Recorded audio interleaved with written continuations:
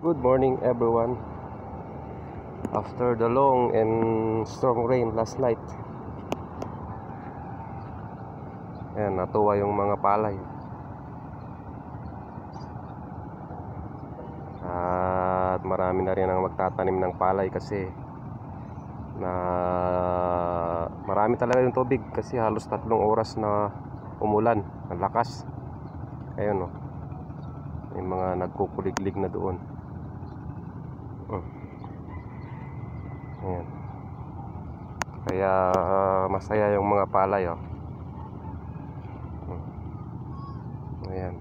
Medyo nabulok na rin yung mga mga damo. Kasi tubig lahat ito kagabi. Ang lakas talaga ng ulan at saka ang tagal. Kaya pabor sa mga may mga punla ng palay na magtanim. Hindi na nila kailangan ng magpatubig kasi nandun na yung natural na tubig. Ulan. Tubig ulan na yan eh.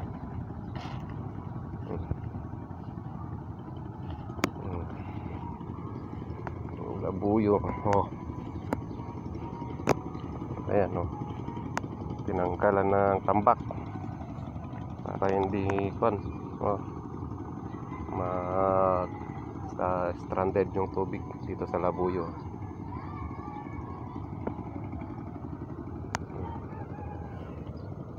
Ayan.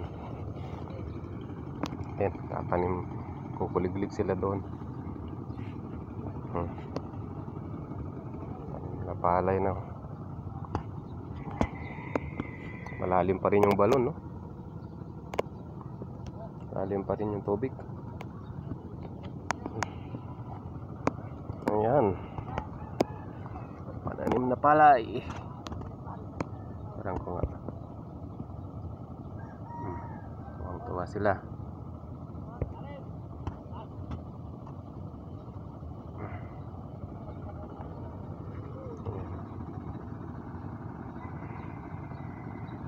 Planting rice season na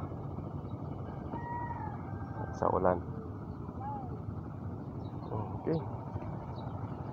Nakapag-harvest na rin ng no, mais. Tamang tama. Bunga pa rin yung labuyo.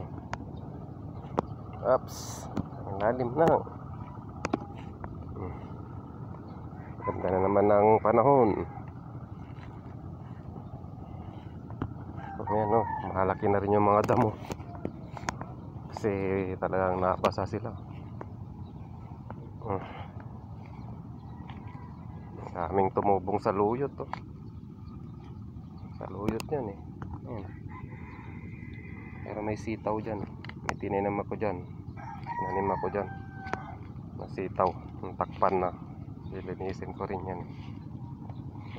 Dami ng damo. Yung tumubo na rin yung tinanim kong okra. May okra na oh. Yan na. Okra. Yan, isang okra. Ang dami sa luyot oh. Sa luyot. Bilisan yung lumaki para may mapagpunan. Hindi ka nabibili. Yan, asukal na oh.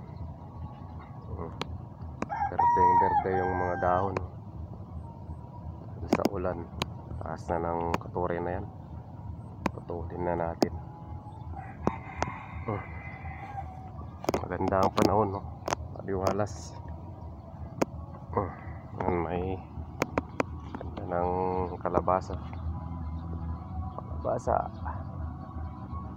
Tapos butternut mumulaklak pa rin.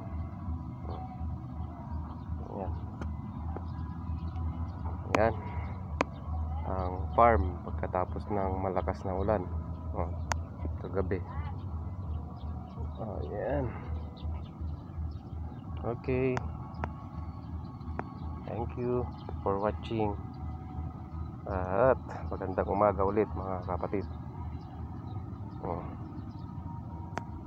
Okay, yan. Good morning. Have a blessed day.